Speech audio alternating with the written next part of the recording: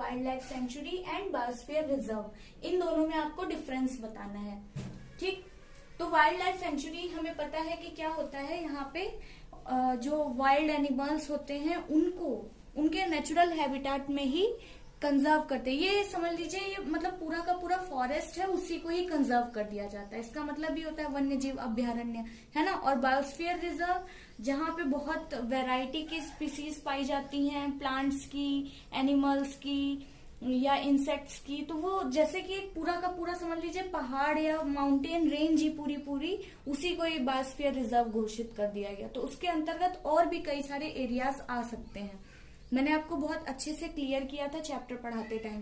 First point है the areas protected for animals where they can live in their natural habitat. Wild life sanctuary animals के लिए होता है specifically, ठीक है। और biosphere reserve the area which is conserve to protect the biodiversity and culture of that area. देखिए, biosphere reserve basically उस area की जितनी भी बायोडाइवर्सिटी है, वो चाहे प्लांट्स की हो, चाहे एनिमल्स की हो, इंसेक्ट्स की हो, माइक्रो ऑर्गेनिज्म की हो, उस एरिया में प्रेजेंट सारी की सारी बायोडाइवर्सिटी को कंजर्व करने के लिए और साथ ही साथ वहां के कल्चर को भी कंजर्व करने के लिए ये बायोस्फीयर रिजर्व बनाए जाते हैं, ठीक है। कल्चर जैसे कि जो वहां पे ट्राइब्स रहती हैं उनकी ट्रेडिशनल लाइफ को कंजर्व करने के लिए, तो ये एक बहुत ही बड़ा डिफरेंस है। In these sanctuaries hunting, poaching, grazing, felling trees, etc. are strictly prohibited. मैंने आपको बताया था कि जो वाइल्ड लाइफ सेंचुरीज होती हैं, नाम में ही है कि अभ्यारण्य, मतलब वो जंगल है। तो वहां पे हमारे अम्यूजमेंट के लिए हम सोचे जा सकते हैं, नहीं जा सकते। वो जंगल है तो वो एनिमल्स का अपना घर है, ठीक है, उनका अपना इलाका है। तो वहां पे जो हंटिंग है, पोचिंग है, ग्रेजिंग या ट्रीज को काटना, ये सारी एक्टिविटीज स्ट्रिक्टली प्रोहिबिटेड होती हैं, ठीक है। और तो और अगर ऐसा करता हुआ कोई पाया गया तो उसपे वो गैर कानूनी काम होता है, तो उसको सजा भी मिलती है। A biosphere reserve consists of many protected areas like sanctuaries, national parks, lakes, mountains, etc. देखिए, बायोस्फीयर रिजर्व मैंने बताया कि वो पूरा का पूरा एरिया ही कंजर्व कर देते हैं ना।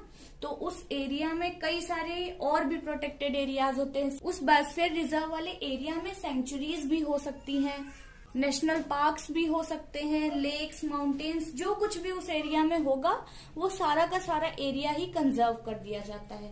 तो यहाँ पे कई सारी ह्यूमन एक्टिविटीज अलाउ होती हैं, यहाँ पे रिसर्चेस होती रहती हैं और लोकल एरिया के लोग जो वहीं आसपास रहते हैं वो लोग अपने जो पालतू जानवर हैं उनकी ग्रेजिंग कर सकते हैं, वहां से मेडिसिनल प्लांट्स कलेक्ट कर सकते हैं। और ये सस्टेनेबल डेवलपमेंट के लिए लर्निंग एरियाज भी होते हैं। तो जो वाइल्ड लाइफ सेंचुरी थी वहां पे ह्यूमन एक्टिविटीज स्ट्रिक्टली प्रोहिबिटेड थी, लेकिन बायोस्फीयर रिजर्व में अलाउ होती हैं। लेकिन बायोस्फीयर रिजर्व में भी हम किसी भी जानवर को नुकसान नहीं पहुंचा सकते हैं, वो गैर कानूनी है।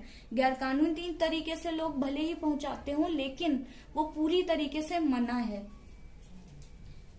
It provides protection and suitable living conditions to wild animals. देखिए, वाइल्ड लाइफ सेंचुरी जो है वहां पे वो मेनली वाइल्ड एनिमल्स को प्रोटेक्ट करने के लिए है। तो उन वाइल्ड एनिमल्स को प्रोटेक्ट करती है और उन्हें सुटेबल लिविंग कंडीशंस प्रोवाइड कराती है, ठीक है। यहाँ पे मैंने एग्जांपल में पचमढ़ी वाइल्ड लाइफ सेंचुरी दिया है, ठीक है।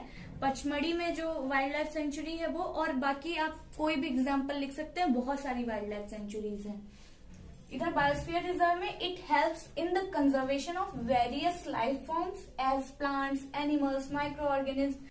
बायोस्फीयर रिजर्व में सिर्फ और सिर्फ एनिमल्स को ही नहीं बल्कि जितने भी मतलब वहां पे जितनी भी बायोडाइवर्सिटी पाई जाती है, चाहे वो प्लांट्स हो, एनिमल्स हो, माइक्रो ऑर्गेनिज्म हो, इंसेक्ट हो, वहां की ट्राइब्स हो, तो उन सबको ही कंजर्वेशन प्रोवाइड कराने के लिए बायोस्फीयर रिजर्व होते हैं। एग्जाम्पल है Nilgiri biosphere reserve. Total 18 biosphere reserve हैं इस टाइम प्रेजेंट टाइम इंडिया में, और ये जो नीलगिरी बायोस्फीयर रिजर्व है ये इंडिया का फर्स्ट बायोस्फीयर रिजर्व है।